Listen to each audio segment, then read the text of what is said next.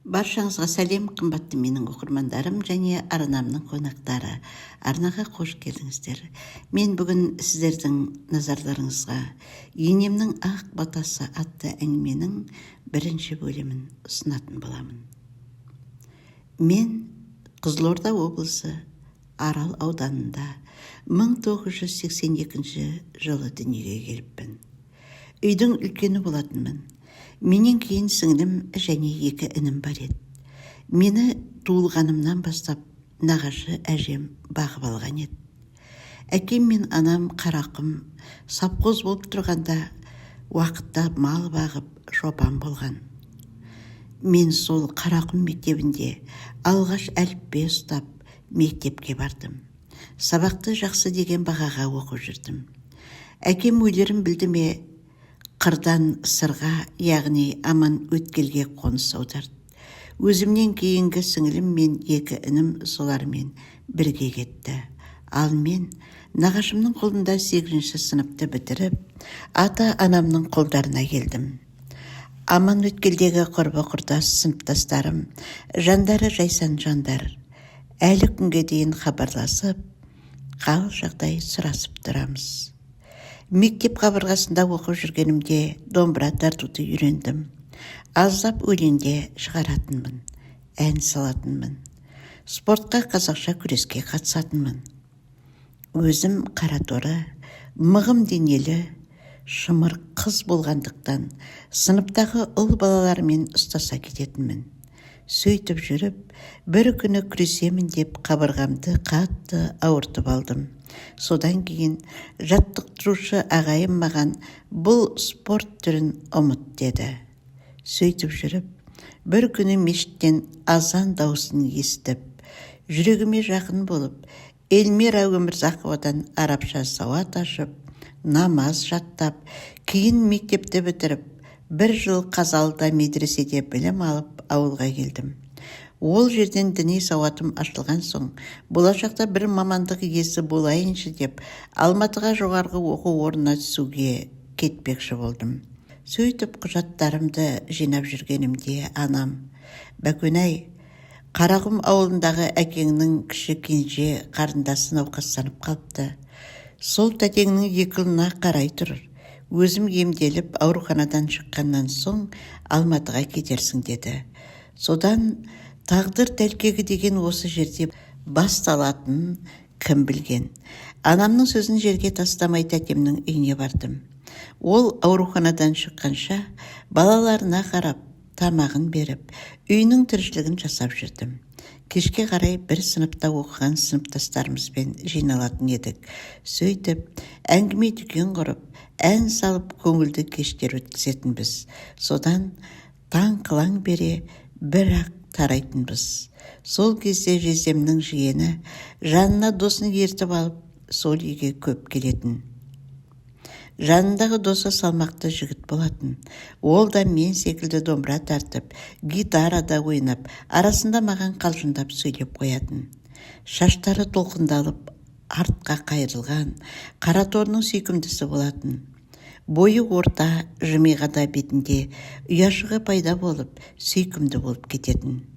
Арада біраз уақыт өткен соң, апам ауруханадан емделіп, денсаулығы жақсарып шықты. Сол күні жездемнің жиені маған: «Бақытгүл, сені жан құрбың Қаршығаға суға түсетін жер шақырып жатыр. Сыныптастарыңның барлығы жиналып жатыр екен. Барамын десең, біз сені жеткізіп саламыз» деп үйден ертіп шықты. Мен ойымда ештеңе жоқ. «Жарайды» деп оларға ілесіп, сыртта тұрған УАЗик автокөлігіне отырып кете бардық. Алайда Қаршыға бізге жақын маңда болатын. Біз тым ұзақ жүріп келеміз. Бір кезде қарасам, Арал ауданына қалаға кіріп келе жатырмыз. Сол кезде олар мені алып қашып келе жатқанын ұқтым. Бірден айғайға басып, ұрсып төбелесе кеттім. Алайда 2 жігітке қайдан әрім жетсін. Сөйтіп келдік. Бір үлкен үйдің қақпасының алдына келіп тоқтат. Мен көліктен түспей тырысып отырып алдым. Сөйтіп едім: «Әмір, болашақ жарым, түсіп жаңағы үйге кіріп кетті. Содан көп замай шамасы 80-ге келіп қалған әже шығып, көлікке жақындап келіп, маған айналайын қарағым деп бетімнен сүйіп жатыр. Оның соңынан әженің 60 жастағы келіні шықты. Ол кісі де келді. Оның соңынан 3 абысын, жолдасымның әпкесі шығып, барлығы мені көліктен түсіріп алып, сүйрелегендей етіп үйге кіргізді. Мен бұлқынып, басыма ақ жаулық салдырмай, біраз қарсыласып бақтым. Кетемін деп қырсығып тұрып алдым. Алайда ақ жаулықты үлкен әжелердің өтініші мен ақ батасынан аттап кете алмадым. Басыма киелі ақ жаулық салынды. Сол жерде жаңағы күйеуімнің әпкесі болашақ абысынымның той көйлегін шығарып, маған кигізіп, суретке түсіріп, шақыру билетін дайындатып, ауыл жақтарына хабарласып, әкесінен сүйінші сұрап, абыр-сабыр болып жатты. Ал енем түнгі сменге жұмысқа барады екен. Тоқыма тоқып отырса, қайынатам кіріп келіп, атанаңа нәлеттің баласы қыз алып қашыпты. Қазір қуғыншылар келеді. Адуын апасы бар. Қайынатам ауылдағы жалғыз телефонның бастығы депті. Сөйтсе болашақ енем. Ойбой, үйде қант бітіп қалған еді. Жалғыз қара сиырдан басқа ештеңе жоқ қой. Енді не істейміз? Ойбой, жанайым қайдасың деп көрші апайға қарай жүгіре жөнеліпті. Содан қайынатам барлық туыстарын жинап, тойдың қамына кірісіп кетіпті. Жалғыз қайным мұны естігенде қаладан келген қызбай екен деп, ол да аң-таң боп жүр дейді. Содан тәтем кешке сол үйге келіп, барлығына ұрсып, қырғынды салыпты. Біздің қыз қайда? Ол жоғарғы оқу орнына түсемін деп Алматыға билет алып қойған. Анасы маған қарассын деп сеніп жіберіп еді. Қызды тауып беріңдер деп айғай-шу шығарыпты. Содан атамның туыстары жабылып жүріп, тәтемнің ашуын басып, қонақ етіп үйіне шығарып салыпты. Ал нағашыларым, менің анамның анасы, яғни нағашы әжем, Жамал мен келін болып түсіп отырған әулеттің қызы еді. Қайынатам осы әжемнен қатты қорқады екен. Енемде қайынапамыз не айтар екен деп, одан әрмен қорқып, қатты қобалжығанға ұқсайды. Содан ағайын туыстары барлығы өздерінің тойға атаған малдарын әкеліп, үлкен атамыз 2 жыл тумаған ақ түйені тойға деп атап босағаға байлапты. Атам мен енем лезақ қора толған малға қарап, көз жастарына ерік беріпті. Содан нағашы Жамал әжем есіктен кіріп келгенде бәрінің өңі қашып, үн-түнсіз отырып қалыпты. Ал әжем қатулы қабағы мен барлығына бір қарап шығып, босағада тұрған ақ түйені көрсетіп, бәкөнім қолымда өскен тұңғыш немерем. Алла маңдайына осыны жазса мен не дейін? Мына түйені сойыңдар да, етінен 7 үйге таратыңдар. Қалғанына той жаса. Сүйек жаңғыртты деп ойлаңдар деп есікті тарс жауып шығып кетті.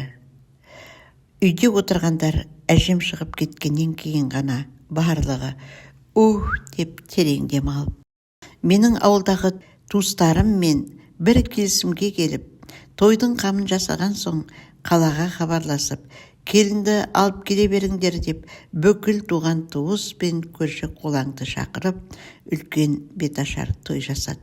Қайынатам мен енем момын жайлы кісілер болды. Мен өз келіндік міндетімді атқарып жүріп жаттым. Табиғаттың заңымен аяғым ауырлап, тұңғыш ұлым дүниеге келді. Ол енді аяғы шығып, былдырлап жүре бастағанында екінші сәбиіме аяғым ауырлап, айы күнім жетіп және ұлды болдық.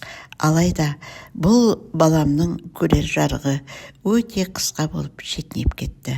Осы кезде аяқ астынан қайын атам рак ауруына шалдығып жатып қалды. Үйдегілердің барлығы рухани қатты мүжіліп жүреді. 3-ші рет аяғым ауырлағанда атам дәрігерге ақша беріп, жасанды түсік жасаттым. Өйткені жолдасым ащы суға қатты әуес болып ішіп кетті. Ішіп алып дау жанжал, төбелес іздеп, әркіммен бір байланысып, отбасымыздың берекесін қашырып жіберді. Бірақ мен сонда да ата-енем мен балам үшін шыдап жүре бердім. Жаныма тыныштық іздеп, жолдасымның жүрегіне иман ұяласа екен деп намазға жығылдым. Бірақ тығылып жүріп оқитынмын. Сонда жолдасым мені, мұнымды түсінбей, сен мені алқаш деп тығылып, өзге еркектермен әуейе болып жүрсің деп еш жазықсыз кінәлайтынды шығарды. Маған оның бұл сөздері қаншалықты ауыр тисе де іштен тынып жүре бердім. Сөйтіп жүргенімде атам рак ауруынан беті бері қарамай қайтыс болды. Атам кеткеннен кейін мен қыз бала босанып алдым. Онан кейін де арасын көп ұзатпай 11 айдан кейін және қызды болдық. Енемді мама деп бар шаруаны ақылдасып шешетінбіз. Әудеттің мақтанышы, бетке ұстар келіні болдым. Осылай жүргенімізде қайын інім үйленді. Келіннің аяғы ауыр болып қалып, экстрені үйлендірдік. Екі қайын апамның кішісі мен көп келіспей қалатынмын. Өйткені көп өтірік сөйлейтін. Атам маған қызым деп жүргенінде қызғаныштан жарылып кете жасайтын.